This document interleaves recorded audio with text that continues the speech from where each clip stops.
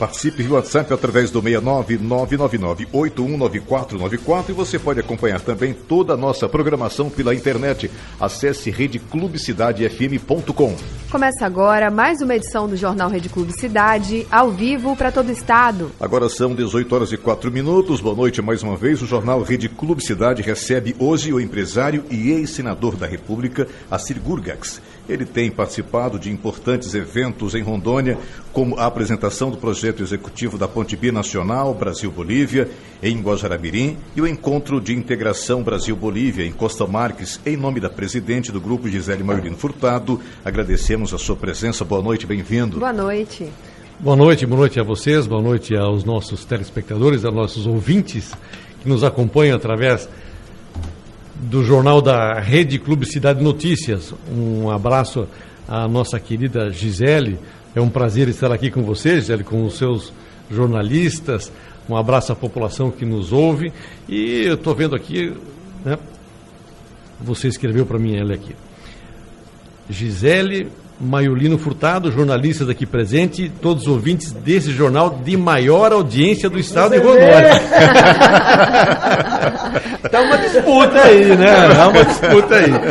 Mas isso é importante. Eu gostei muito da abertura com o hino da bandeira. Ideia da chefa. Né? É bacana. Eu acho que é bacana. Isso é legal. Hino de Rondônia. E mostrar que a gente é bairrista, nacionalista, né? Temos que tocar o hino da gente, o hino do município, o hino do estado, o hino brasileiro. Então, muito obrigado pela oportunidade de estar com vocês aqui nessa tarde e conversar um pouco sobre política, as questões empresariais, o futuro do nosso estado, da nossa capital, da Amazônia, né? Que está hoje tá na pauta mundial, a COP30. Exato. Hoje a Amazônia, daqui para frente, ela estará nas pautas do mundo inteiro. As pessoas visitando a Amazônia. E nada melhor de que falar de meio ambiente, falar da preservação da Amazônia na Amazônia. Eu entendo que é um momento muito propício para isso, principalmente estar na Amazônia. A COP, eu tive o prazer de estar na COP 26 em Glasgow, na Escócia, né? Na Escócia, foi muito bacana. Lá também não tinha hotel, também tivemos que ficar em cidades longe. Eu era presidente da Comissão de Agricultura, estava junto conosco o presidente da Comissão do Meio Ambiente e o presidente do Senado. Nós fomos juntos para debater as questões ambientais e da agricultura, sempre levando a informação de que a agricultura não é concorrente do meio ambiente e o meio ambiente também não é concorrente da agricultura, pelo contrário, um auxilia o outro, um precisa do outro. É impossível você produzir alimentos sem estar afinado com o meio ambiente, sem água, sem sol. Não tem como, né? Não tem jeito. Muito bem, são 18h07, Beatriz. Aproveitar que o senhor mencionou sobre a questão da COP30, vamos começar por ela então, porque na próxima segunda-feira começa em Belém a COP30, e aí o senhor acha assim que vai ser possível trazer todas essas discussões, tendo em vista que, de fato, muitas comitivas ficaram de fora, né, sobre essa questão do hotel. O senhor mencionou que na Escócia aconteceu um problema parecido, mas o senhor acha que o Brasil vai conseguir falar sobre todas as demandas tão urgentes, principalmente aqui pertinho da gente, né, no Pará, na região norte, a gente vai conseguir levar as demandas do nosso estado, tendo em vista essa limitação em relação à participação de várias pessoas, por exemplo? Olha, Beatriz, essa questão de logística, quando tem um encontro dessa natureza, dessa magnitude, ela traz o problema junto. Não tem como ser diferente aqui em Belém do Pará. Isso aconteceu também em Glasgow. Não tinha lugar para ficar e era caríssimo. E as pessoas que precisam estar, vão estar presentes. As comitivas, os países serão representados e o Brasil vai fazer um grande papel, vai debater os grandes temas. E o grande tema é aquele: olha, nós queremos conservar a Amazônia. Ok, mas alguém tem que cuidar do povo que está na Amazônia. É simples assim. Não basta chegar aqui ou lá da Escócia, lá dos Estados Unidos, e olha, tem que preservar a Amazônia. Certo, mas e o povo que está ali na Amazônia? Tem que cuidar do povo, das pessoas que moram aqui que moram na nossa Rondônia, que moram no Pará, que moram em Roraima, moram no Acre, no Amazonas, para que essas pessoas possam produzir, para ter a sua vida normalizada e também cuidar do meio ambiente. Então, eu tenho muita fé que nós possamos ter um avanço muito grande com relação a essa relação, a relação de produção com a relação a cuidar do meio ambiente, a cuidar da floresta amazônica. Nós debatemos muito com relação às reservas do estado de Rondônia, principalmente na época da reforma do Código Florestal, que na época eu era presidente da Comissão de Agricultura, e nós debatemos muito essa questão. E eu fiz várias reuniões e audiências públicas aqui no estado, ouvindo os produtores rurais, e eles me diziam assim: nós não precisamos desmatar mais. Rondônia, o que tinha que ser desmatado, já foi desmatado. O que nós precisamos? Nós precisamos legalizar aquilo que foi feito, porque nós desmatamos sob a lei da época. E depois mudou a lei e começaram a multar aos empresários, produtores que derrubaram 100%, porque era obrigado a derrubar 100%. E aí foi multado, ficou ilegal. Então nós conseguimos, naquela época da discussão do Código Florestal brasileiro, na reforma, colocar todo mundo para a legalidade. Ou seja, nós conseguimos anular todas as multas ilegais que foram feitas, porque foram feitas multas ilegais. Multaram aquele que era obrigado a desmatar. Depois ele foi multado porque desmatou. Então, aí nós colocamos uma divisão sobre isso, e o Rondônia, a partir daí, começou a investir no seu agronegócio. As pessoas investiram nas suas terras, nas suas áreas, e hoje nós temos essa Rondônia que está crescendo, tem a maior quantidade de animal bovino do país em relação à população, 10,8 por habitante, exatamente porque as pessoas passaram a ter segurança, Gisele, de investir no seu negócio. Então a expectativa da COP30, no meu entendimento, é muito positiva, e o governo está preparado. Quando eu falo governo, não é só o governo federal. Os governos estaduais da Amazônia também estão preparados. Rondônia vai mandar foi representante não só do governo, mas representantes da sociedade organizada, representantes do Amazonas, do Acre, de Roraima, do próprio Pará. Então, a expectativa, eu entendo que é das melhores, André. Muito bem, são 18h12. Tem mais uma pergunta aqui, porque recentemente o senhor também esteve em Guajará-Mirim, em Costa Marques também, para falar da ponte binacional e também da integração entre Brasil e Bolívia. Desde o início do seu primeiro mandato, lá em 2009, o senhor defende esse projeto, e agora parece que a obra finalmente vai sair do papel, né? Isso vai mesmo acontecer? O senhor está confiante em relação a isso? Eu estou confiante, André. Depois de 122 anos, Gisele, do acordo entre Brasil e Bolívia, vai ser iniciado essa obra tão importante, que o Brasil deve para a Bolívia a construção dessa ponte. E já foi dada a ordem de serviço, e essa ordem de serviço ela tem tempo, 3 anos e 6 meses para a conclusão dessa obra. Essa obra, ela não só cumpre um contrato antigo do Brasil com a Bolívia, mas trará para Rondônia um espaço muito grande de crescimento para a exportação, até a chegada do Pacífico, inclusive, via Guajará-Mirim. Nós sabemos que o caminho correto da ligação para o Pacífico é via o Acre, Cruzeiro, Peru e tal, mas nós temos essa alternativa de chegarmos ao Pacífico via Guajará-Mirim, Guaiará, com essa ponte. E vai trazer um desenvolvimento muito grande para Guajará-Mirim. Guajará-Mirim, que não só pela ponte, mas com a reforma tributária, Gisele, vai ter uma importância muito grande, porque a zona de livre comércio de Guajará-Mirim ela vai passar a ter uma importância muito maior. Então nós vamos ter muitos investidores indo para Guajará-Mirim, investindo. Com a ponte binacional, é um atrativo muito maior, porque é mais um escoamento que nós teremos para que as pessoas possam investir em indústrias pequenas, médias. Não vamos pensar em indústrias grandes. Não vamos achar que vem aqui uma BYD, uma Ford, uma General Motors, Volkswagen se instalar em Guajará-Mirim. É claro que não. Mas empresas, indústrias médias, com certeza poderão estar aportando em Guajará e levando desenvolvimento, gerando emprego e renda para aquele município e, é claro, evidentemente, para todo o estado de Rondônia. Muito bem, são 18h14. Este é o Jornal Rede Clube Cidade ao vivo. Daqui a pouco, depois do intervalo, a gente volta e a próxima pergunta que será feita ao nosso convidado, a Sigurgax, é a nossa presidente Gisele Maiorino Furtado que vai fazer. Prepare-se, a gente volta em seguida. Fique ligado. Voltamos a apresentar Jornal Rede Clube Cidade. De volta, são 18h19 agora. Você que ligou o rádio agora acabou de se conectar pela internet. Estamos conversando com o empresário e senador da República, Assir Gurgax. E agora a nossa pergunta será feita pela nossa presidente Gisele Maiorino Furtado. Por favor, fique à vontade. Senador, vou lhe chamar de senador, que para mim você é um eterno senador.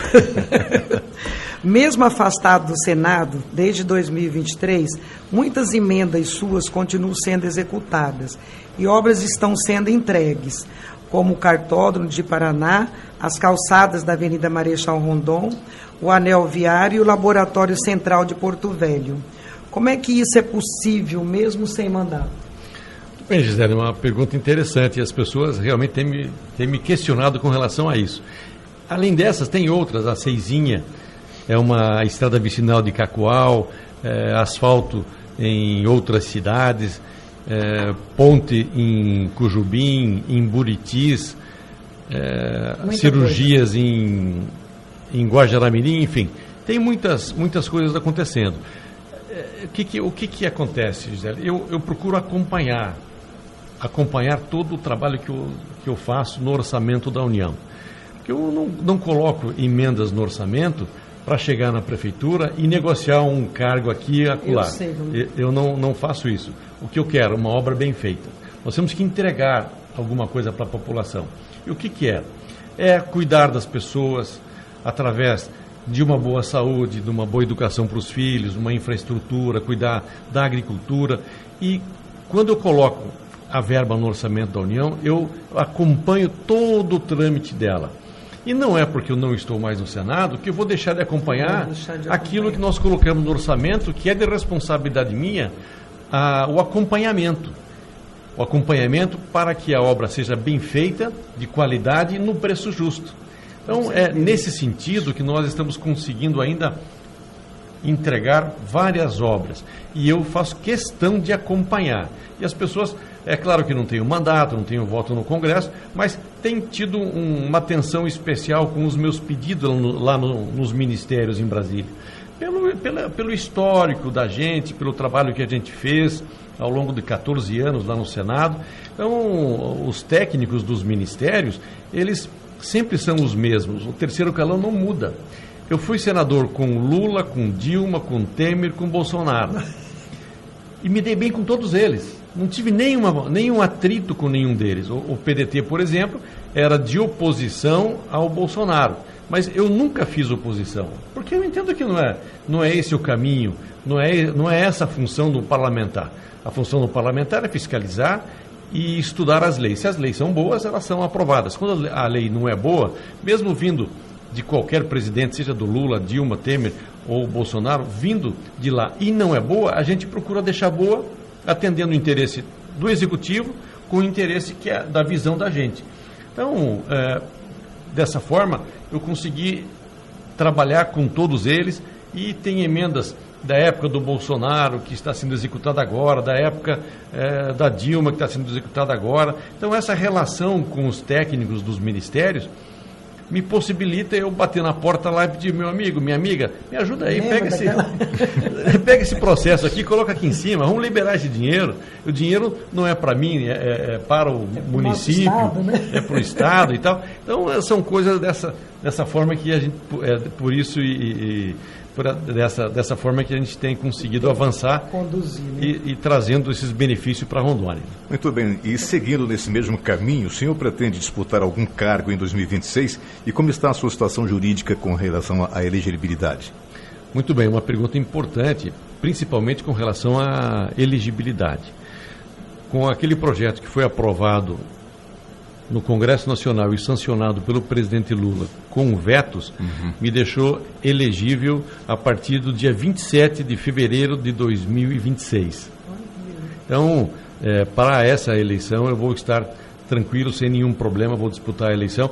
Independentemente disso, sim, Gisele, eu tenho uma revisão no meu processo, que eu tenho uma expectativa muito grande de ganhar essa revisão. Não por causa de elegibilidade ou não, mas para fazer justiça ao que não foi feito comigo no passado.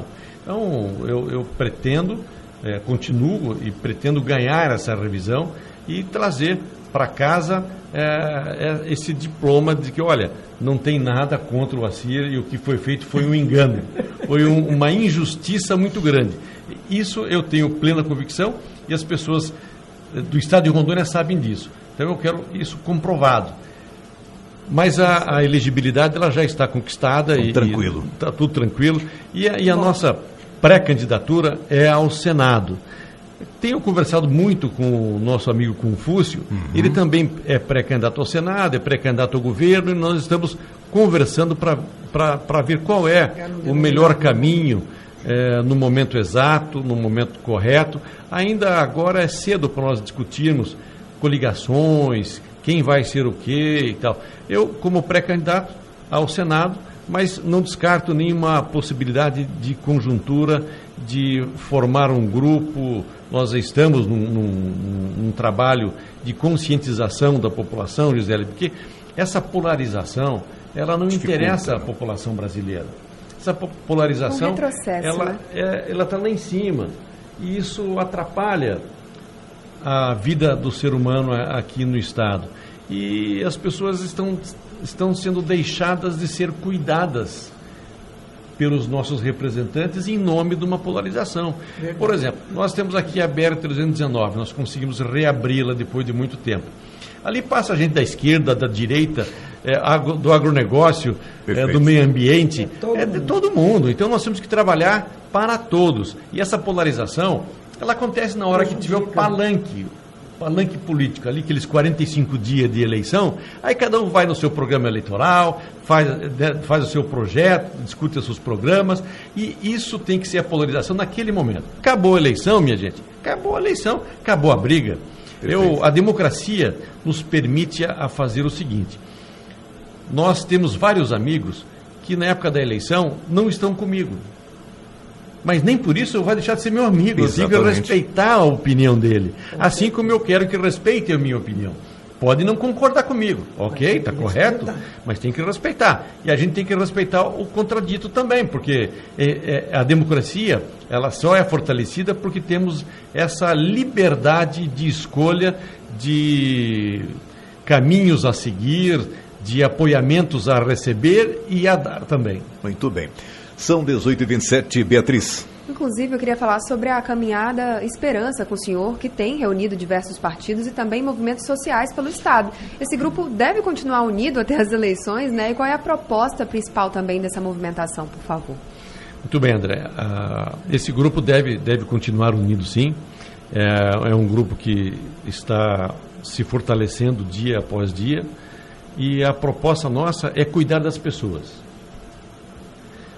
Nós entendemos que hoje a bancada federal está deixando a desejar ao não cuidar, sim, dos rondonienses, das pessoas que moram na capital, as pessoas que moram no interior, as pessoas que moram na zona rural.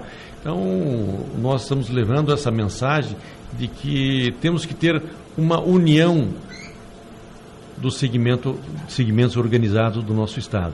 Tem que ter essa união.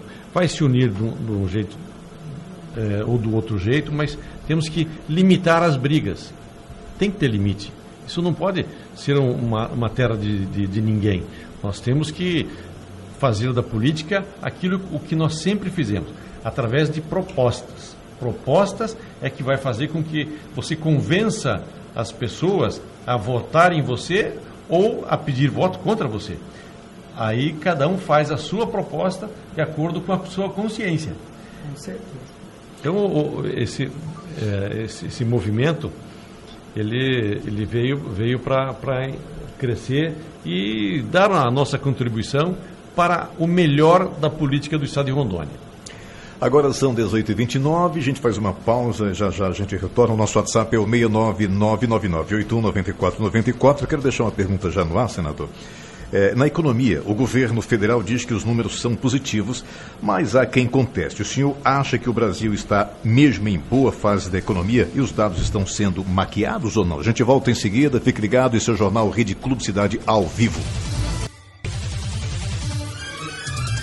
Ao vivo são 18h35, nosso WhatsApp é o 69999819494, ligou o rádio agora ou acabou de se conectar pela internet, estamos conversando com o empresário e ex-senador da República, Assir Gurgas, que eu havia feito a pergunta no ar antes do intervalo, senador. Na economia, o governo federal diz que os números são positivos, mas há quem conteste. O senhor acha que o Brasil está mesmo em boa fase econômica ou os dados estão sendo maquiados? Olha, os dados não estão sendo maquiados. E o Brasil caminha para um bom momento na economia. Nós estamos trilhando um bom momento na economia brasileira. Nós recebemos informação agora do nosso assessor aqui que a Bolsa bateu um novo recorde no Brasil. E o dólar baixou de novo, caiu novamente. Isso está fazendo com que o investimento comece a voltar no nosso país. E por que nós não estamos num momento bom da economia e estamos caminhando para ele? Porque nós temos um juro muito alto ainda. Sim. Esse juro está impraticável. As pessoas não estão conseguindo renovar sua frota, renovar o parque industrial. E o que nós precisamos exatamente nesse momento é renovar os parques industriais brasileiros. Renovar os caminhões das estradas. E as pessoas, para isso, precisam de financiamento. Precisam do FINAME, de outras linhas de crédito do BNDES, para que nós possamos ter um investimento pesado na parte estrutural da iniciativa privada. E para isso tem que ser juros baixos. Mas nós estamos caminhando em passos largos para isso. Eu não sei, eu acho que é hoje a reunião do cupom, amanhã. A informação que se tem é que deve se manter o juro alto ainda e começar a baixar só ano que vem. A expectativa que eu tinha é que em novembro já nós poderíamos ter uma redução, mesmo que pequena, na taxa de juro no país, para sinalizar aos investidores brasileiros e aos investidores internacionais que está na hora de investir no nosso país. Mas eu acredito que nós estamos no caminho certo para isso. Muito obrigado. 18h37. Assir, nós temos um quadro aqui no Jornal Rede Clube Cidade que se chama Bronca é Livre. Nós já falamos aqui algumas vezes, né? E os nossos ouvintes questionam muito sobre a questão da 319. Eles são loucos para que, de fato, isso saia do papel. Eu acredito que é um sonho não só do rondoniense, mas do nortista em geral. E no intervalo nós conversávamos aqui, né, nos bastidores sobre isso, né? E o senhor contou uma informação importante a respeito da manutenção também que foi feita através do seu apoio, né, quando senador, em relação a essa manutenção, que vai permitir que agora, no período chuvoso, essa travessia, né, o transporte, continue até Manaus, por exemplo, pela 319? Muito bem, Beatriz. Não vou mais errar seu nome. Combinado. Olha, é que você é jovem, mas eu já fui para Manaus com uns ônibus de Eucatura em 1980 e tal, que era totalmente asfaltado, daqui até Manaus. Tínhamos 7 pontes. Aliás, balsas, desculpe. Tinha 7 balsas. Mas totalmente asfaltado. Depois não houve manutenção e acabou destruindo. Há quem diga que houve pessoas que colocaram dinamite para estourar a estrada ao longo da história. Isso eu não sei se é verdade. Eu ouço... Eu também já ouvi. Eu ouço isso, mas eu como eu não tenho certeza, eu não posso afirmar que isso aconteceu.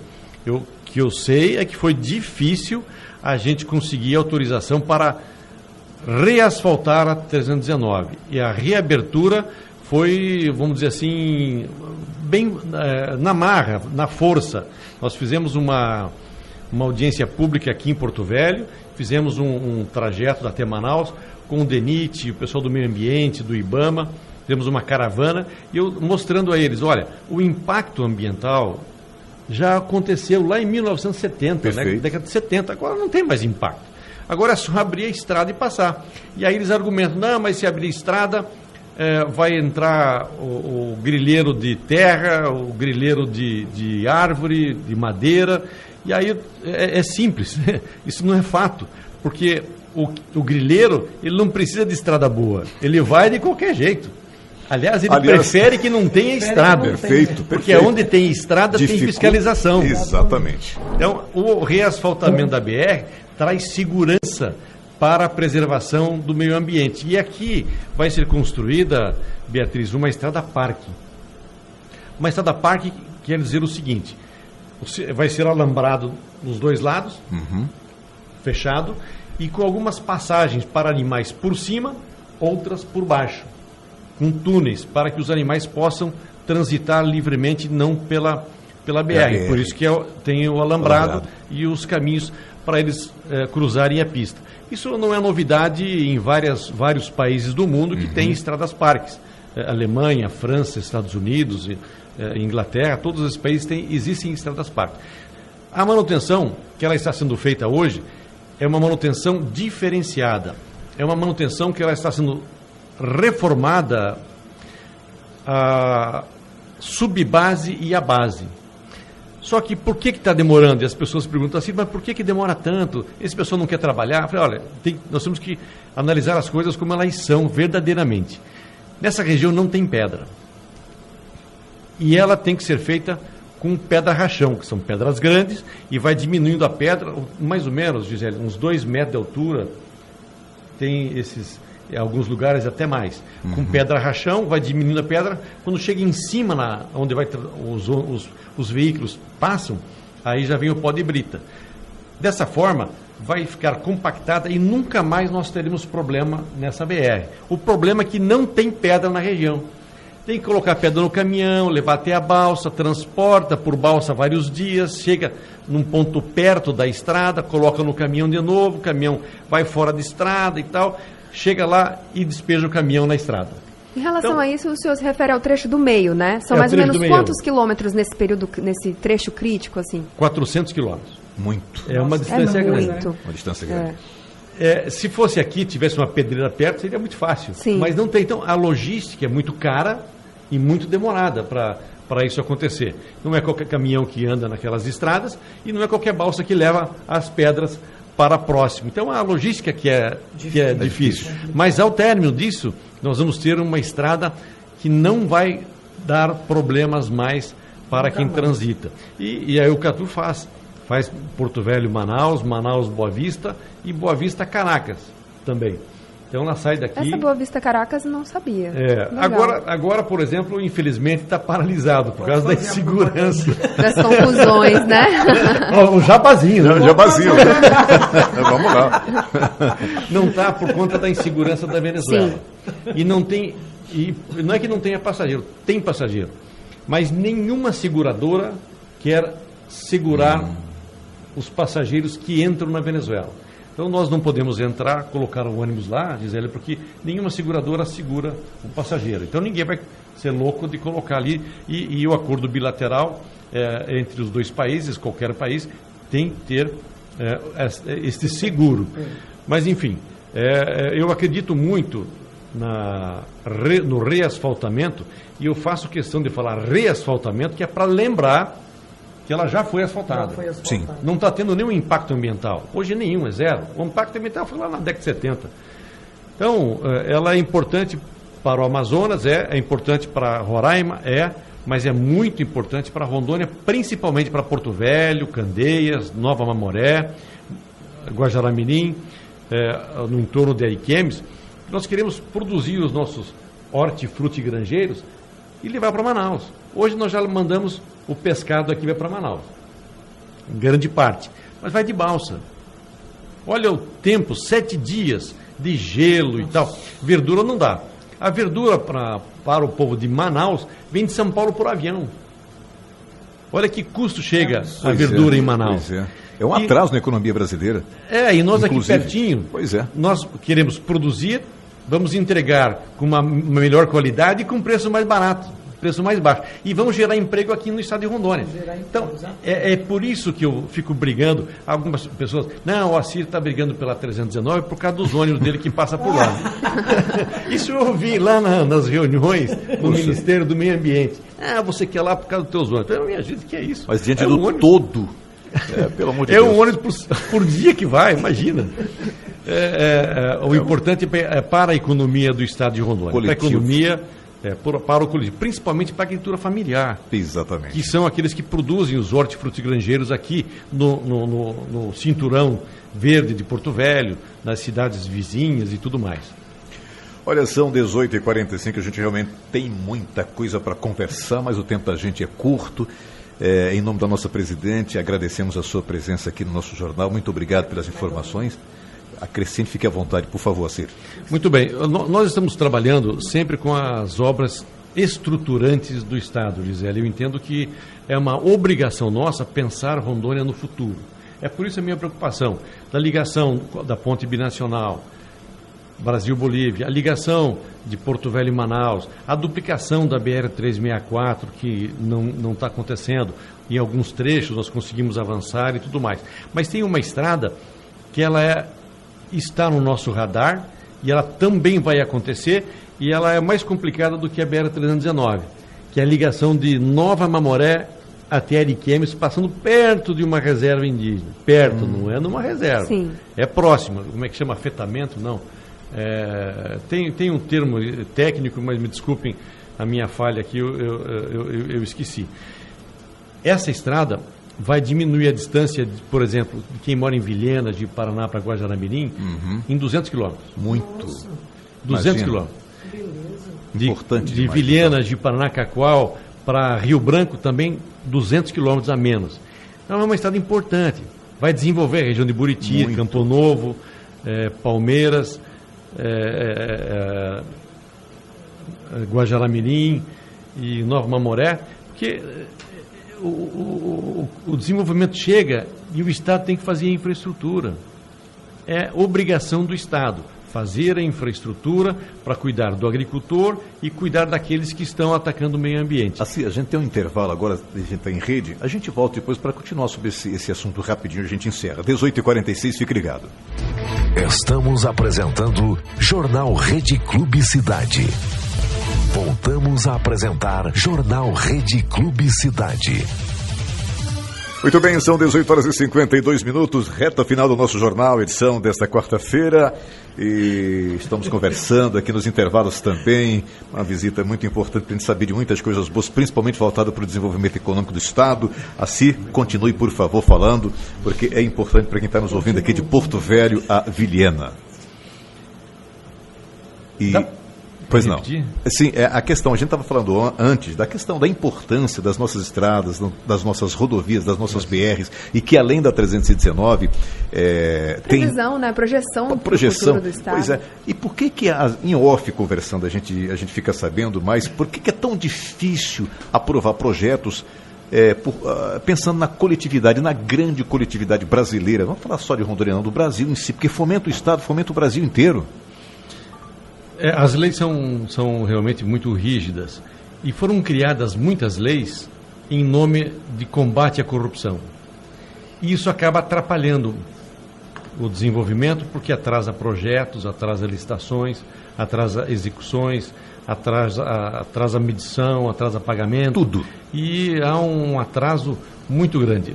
O grande exemplo que eu tenho para dizer para vocês é a duplicação da BR-364. Essa duplicação ela já era para estar bem adiantada. E nós colocamos dinheiro no orçamento da União para fazer a duplicação. E eu coloquei, não toda a BR, mas em partes dela, fazer a duplicação dentro de Ji-Paraná e fazer a duplicação do contorno do anel viário de Cacoal. Sim. O de Ji-Paraná nós conseguimos avançar porque tinha projeto. O de Cacoal nós não conseguimos avançar porque não tinha projeto.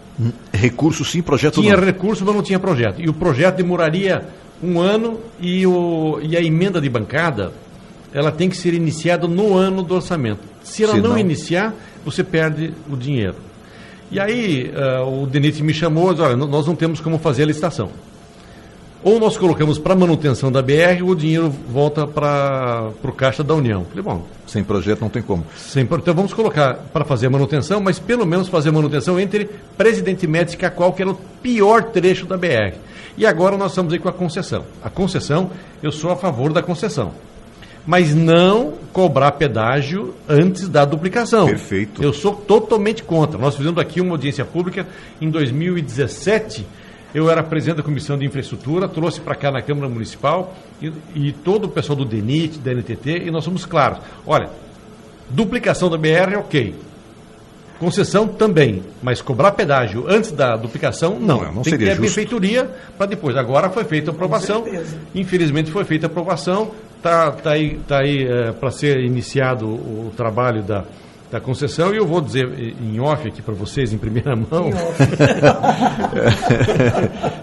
que ninguém nos escute, mas Gisele, nós estamos estudando o PDT, nós estamos estudando de entrar com uma ação para que não seja cobrado pedágio antes da duplicação.